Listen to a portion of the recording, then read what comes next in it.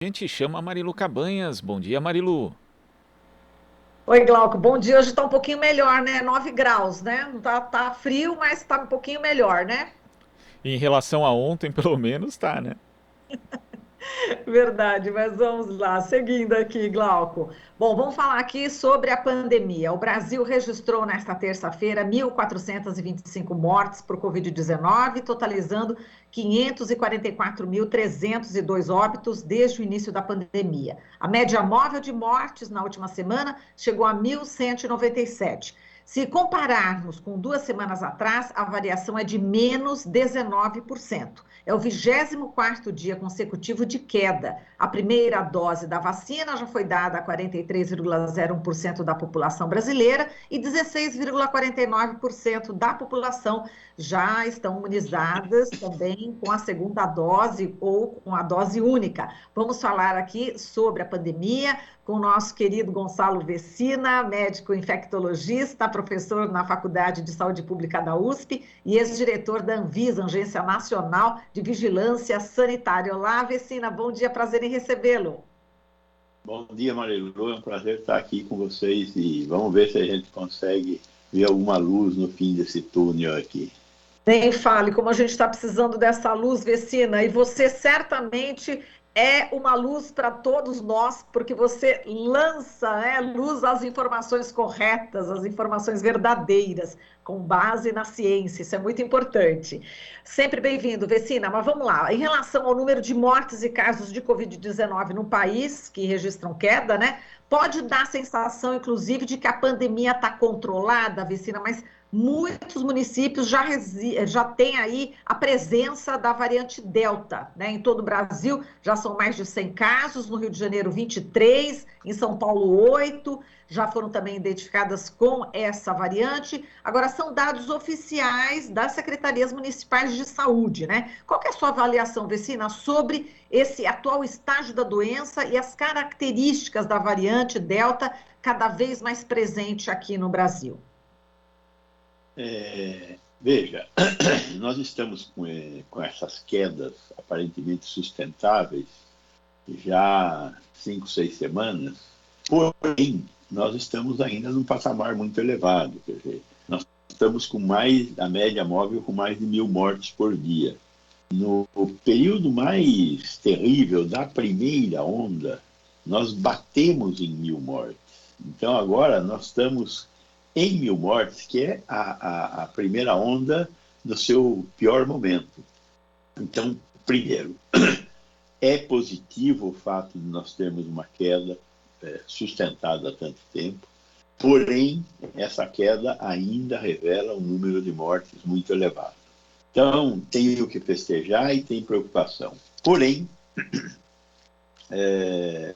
a variante Delta está se impondo, né? O que nós aprendemos com a experiência de outros países em relação à variante Delta é que ela se espalha muito rapidamente e que ela ocupa o espaço das outras variantes. A capacidade de espalhamento da variante alfa, da variante beta, da gama, era em torno de uma pessoa infecta mais 2,5 a 3 pessoas. A variante delta, uma pessoa infecta 4 a 6 pessoas. Então, a capacidade de espalhamento dela é muito, muito grande. E a tendência é que ela venha a ocupar todo o espaço que hoje é ocupado pela variante gama, que é aquela de Manaus, né? Isso significa o quê? Significa que muita gente vai ter a doença aqui no Brasil. Como nós fazemos pouco sequenciamento de vírus, porque temos uma baixa capacidade de sequenciar, nós estamos com esse número de diagnósticos que você apontou aí. Eu faço o exame de RT-PCR numa pessoa que tem sintomas. Aí eu identifico um caso positivo. Uma parte dos casos positivos eu vou ao sequenciamento. Então, isso que está indo que você noticiou aí, esses 100 casos, é o que foi para o sequenciamento. O sequenciamento, só para ter uma ideia de volume, até um mês atrás, o Brasil tinha feito 3.000 sequenciamentos desde o início da crise. A Inglaterra, nesse mesmo tempo, que foi o país que mais sequenciou no mundo, tinha feito 300.000 sequenciamentos. Então, nós fazemos muito pouco sequenciamento. Então, o que você está olhando é a notícia dos sequenciamentos que foram feitos em cima dos diagnósticos de RT-PCR. Então, provavelmente esse número é estrondosamente maior, porque nós temos transmissão comunitária, ou seja, nascida dentro do país, já faz algumas semanas. Lembrem lá do navio parado em São Luís. Lembra daqueles caras que chegaram aqui em Cumbica? Então, esse povo está andando por aí livre, leve e solto e transmitindo o vírus. Nós não fizemos nada para tentar deter a variante Delta ou diminuir a velocidade dela se espalhar.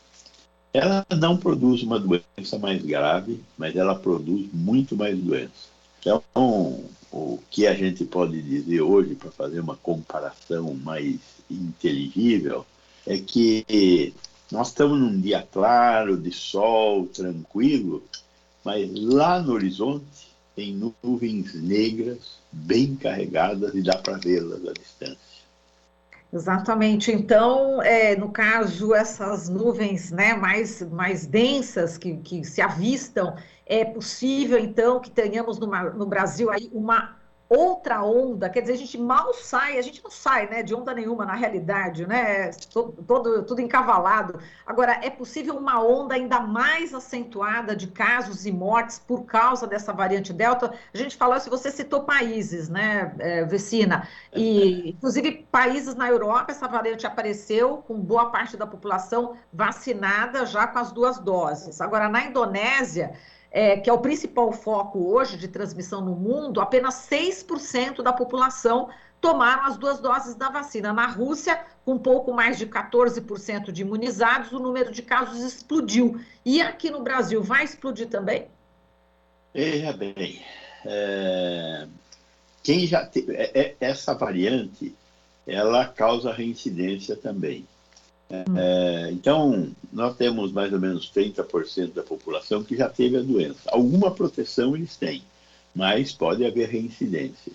Agora, 70% da população ainda não teve a doença. Porém, uma parte está vacinada. Nós não sabemos quem dos que já tiveram são vacinados.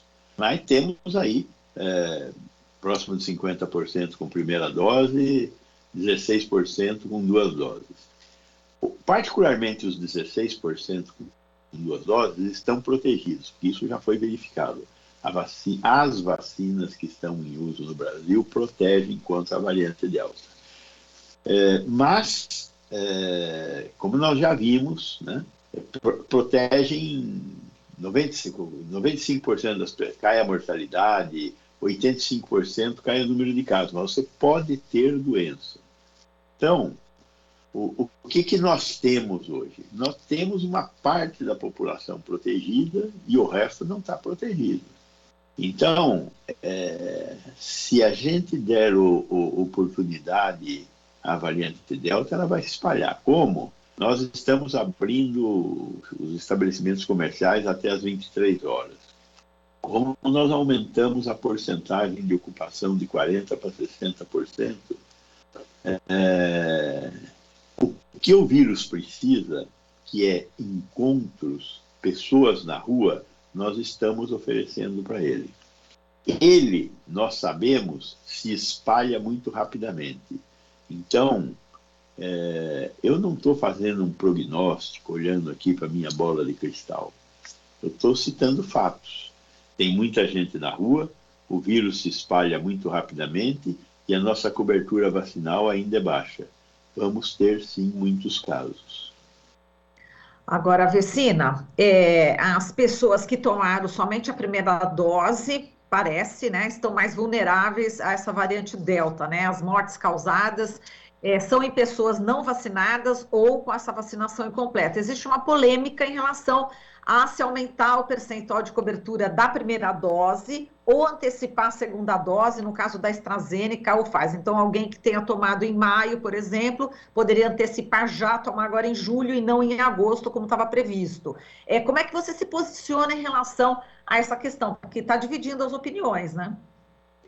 Está dividindo as opiniões e eu acho que quando as opiniões estão divididas, a melhor maneira de construir um consenso é reunindo as pessoas para construir esse consenso. Pegar o que é positivo, pegar o que é negativo e pesar, né? Infelizmente, nós não temos governo, então não tem como construir esse consenso. A AstraZeneca, nos seus estudos clínicos, revelou que a máxima eficácia é atingida com 90 dias de distância entre as duas doses. Então, não se tratou de uma decisão de espalhar a segunda dose mais distante para aumentar o número de primeiras doses. A Coronavac chegou-se até a querer espalhar a segunda dose, mas para aumentar o número de primeiras doses, mas viram que perderia eficácia. Então, 21 a 28 dias mesmo. A Pfizer é a única que cabe essa discussão, porque a Pfizer, a proposta da pesquisa... A proposta da pesquisa é de fazer Desapareceu a sua imagem. Agora sim, voltou. Sim, a proposta da pesquisa continua. A proposta da pesquisa da Pfizer era de 21 a 28 dias. Nós é que espalhamos a segunda dose para aumentar o número de primeiras doses. Então, temos que tomar muito cuidado com essa decisão. A minha opinião é que nós teríamos que continuar aumentando o número de primeira dose e não trazer mais para a segunda dose. Porque a primeira dose, ela protege um pouco. E a segunda dose é a dose de reforço, né? Então, acho que a gente teria que construir um consenso. A minha opinião é essa. Não é a opinião que deveria prevalecer. Se a minha opinião fosse prevalecer, eu tomaria muito cuidado. Eu acho que nós temos que chamar mais gente para essa discussão. Muito bom, Vecina. Vecina, agora qual que é a diferença, né, dos sintomas da Delta para esses que a gente já tem conhecimento? Aparentemente não tem tem gente que está falando nisso, mais naquilo, mas aparentemente não tem grande variabilidade. É um estado gripal mais forte. E quando uma parte das pessoas, 15%, 20%, ficam com insuficiência respiratória, precisam ir ao hospital e, eventualmente, uma parte vai para o UTI.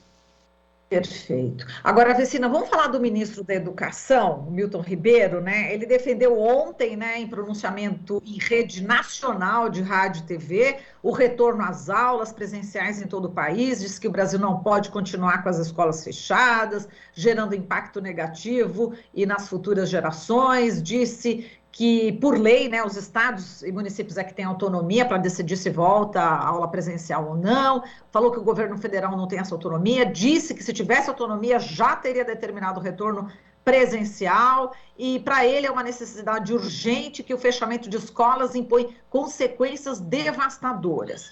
Te estranhou, Vecina, o pronunciamento do ministro da Educação, 1 ano e meio depois que começou a pandemia e falar nesses termos e não, de repente, fazer uma participação mais efetiva do que será que as escolas estão precisando para poder ter essa aula presencial? Ou vamos estender a vacina a mais professores? Como é que você viu isso, Vecina? Bom, eu acho que ele tem parte PRI, né? Ele veio do Mackenzie, ele tem parte PRI nessa história, ou seja, ele tem lado pelos interesses econômicos dele. Acho que a vida universitária, neste momento, não tem por que voltar. Está bem resolvida com os meios eletrônicos. O povo mais a escola básica e o primeiro grau, essa coisa, aí eu tenho preocupação. Eu acho que nós deveríamos estar promovendo, com a vacinação de professores, de trabalhadores da educação, promovendo a volta às aulas. Acho que esse é o caminho. Oh, Deus! Agora, voltou de novo. Hoje está difícil a internet realmente alguns probleminhas, né? E agora acho que caiu mesmo, será? Vamos ver se a gente consegue voltar aqui com o Vecina só para a gente continuar aqui a nossa conversa, que já está no finalzinho, na realidade. É, Oi, Vecina, agora eu estou te ouvindo, Vecina, mas vamos sim, lá. eu tô. Não Então, tem... eu acho que temos que voltar um mínimo às aulas. Sim, parece. Temos que. Temos, alô? Oi, oi. A gente só Nós, está ouvindo, a gente não está te vendo com a imagem, mas não tem problema, porque estamos aqui, enfim, as pessoas estão ouvindo. Agora voltou tudo.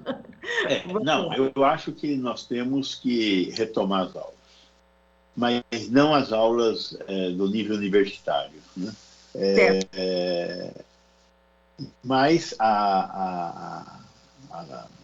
as primeiras séries, educação infantil e média, essa eu acho que está na hora de retomar com cuidados, ou seja, não a escola inteira e com escolas que tenham condição de dar ventilação. Tem que ter essa questão da ventilação. Pois é, esse é um ponto importante que você destaca, né, Vecina? Porque nem todas as escolas estão aptas, né? Não tem condições. As escolas que não estão aptas não deveriam voltar às aulas. Não tenho medo das crianças e jovens.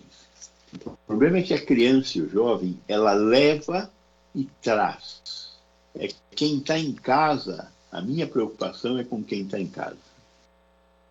Exato. Agora, Vecina, só para a gente encerrar aqui, que eu sei que também está com vários compromissos aí, a Anvisa autorizou, inclusive, na segunda-feira, a realização de um estudo para avaliar a segurança e eficácia da terceira dose da vacina da AstraZeneca contra a Covid. E já vou te colocar uma outra questão, aí você já responde numa tacada só. E também autorizou outra pesquisa para avaliar a eficácia do medicamento proxalutamida contra a Covid, que inclusive é um remédio que está sendo defendido pelo presidente Bolsonaro. Como é que você está vendo aí, enfim, esses dois estudos, né, que estão sendo já feitos em relação à terceira dose e à proxalutamida?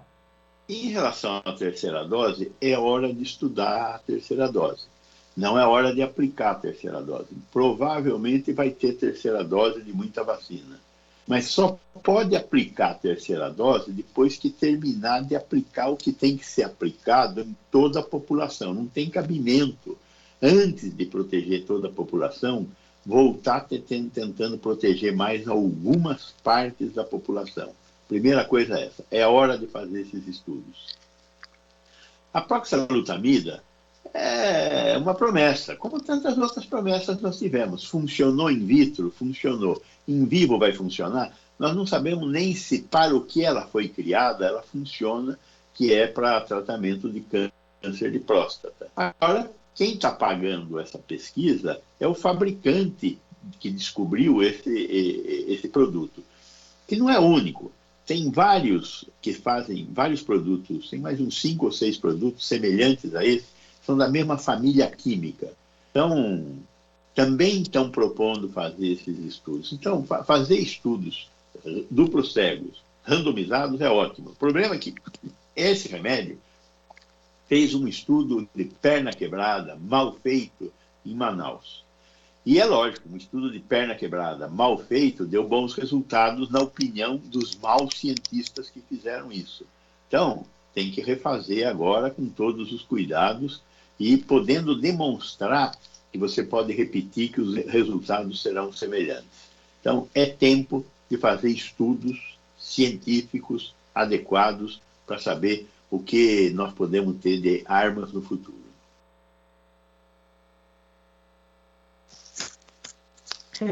Desculpa, Vecina, agora fui eu. Só para a gente complementar aqui essa questão das escolas, o chat no YouTube nosso está pegando fogo, Vecina. Tem muitos professores, não pode ser, os professores têm muitos que ainda não estão vacinados, funcionários estão destacando, tem muitos funcionários ainda que não estão vacinados, né? Eles estão muito preocupados. Então, essa preocupação... Veja, diga lá.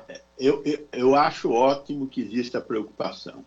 A vacinação está em curso.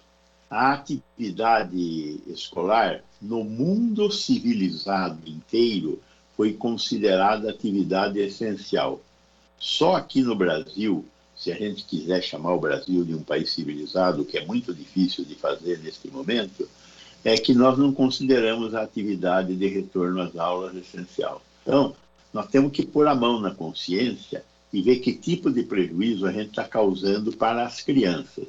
Agora, uma vez verificado esse prejuízo, eu acho que nós temos que retomar as aulas, de preferência com adequada proteção dos trabalhadores da educação.